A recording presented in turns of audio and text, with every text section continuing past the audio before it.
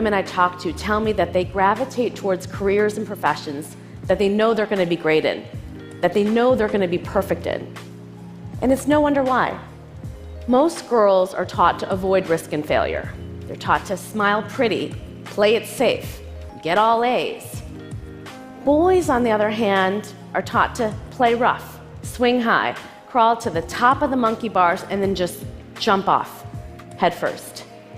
And by the time they're adults, and whether they're negotiating a raise or even asking someone out on a date, they're habituated to take risk after risk.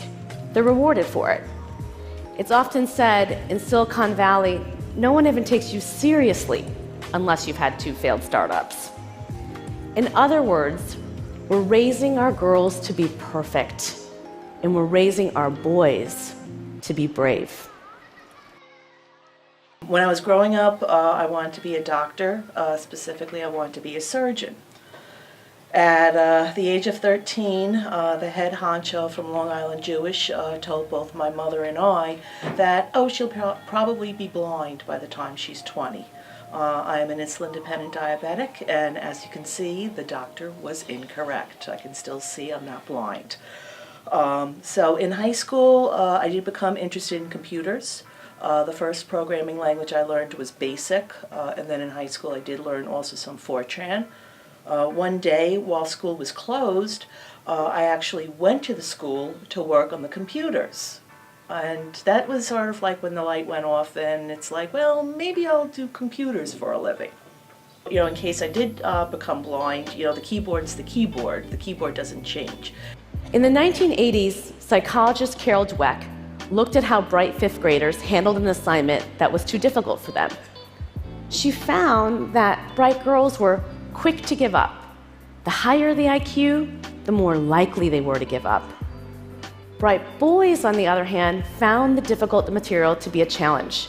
They found it energizing. They were more likely to redouble their efforts. What's going on? Well, at the 5th grade level, girls routinely outperform boys in every subject, including math and science. So it's not a question of ability. The difference is in how boys and girls approach a challenge. And it doesn't just end in 5th grade. An HP report found that men will apply for a job if they meet only 60% of the qualifications. But women? Women will apply only if they meet 100% of the qualifications. 100%.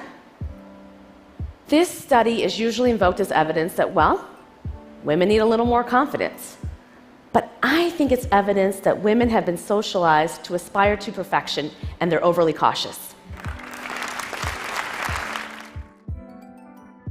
When I go speak to a room full of girls, I'll say, how many of you have ever said, I hate math? Every hand is raised. And we would never say that if the question was, have you ever said, I hate to read? I really believe that this is the most important domestic issue of our country's time.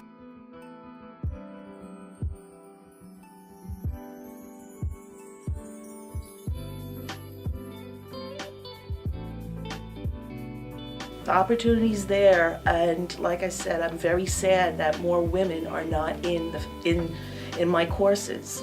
When I went for my bachelor's, there were very few females in the class. However, at the time I was going, for example, St. John's University didn't even have a degree in computer science. You had to major in math, and then you'd get a minor in computer science. So at that time, computer science was a fairly new degree, but it's been around for a while. I don't know why females are not going for that. It seems to me that I do see a lot of females interested in becoming teachers or becoming nurses. But if you think about it, particularly here on Long Island, we don't have jobs available in teaching. Pick your school district, and it's a matter of how many schools have they closed. They're laying off tenured teachers.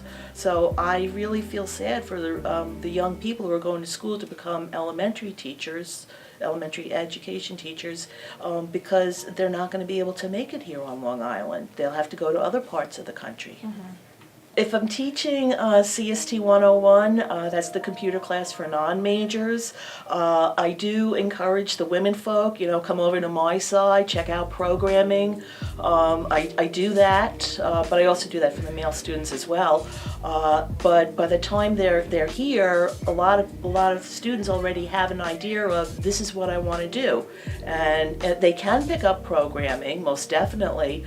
I just don't know how we can reach out to them. I'm thinking more in terms of elementary school, high school.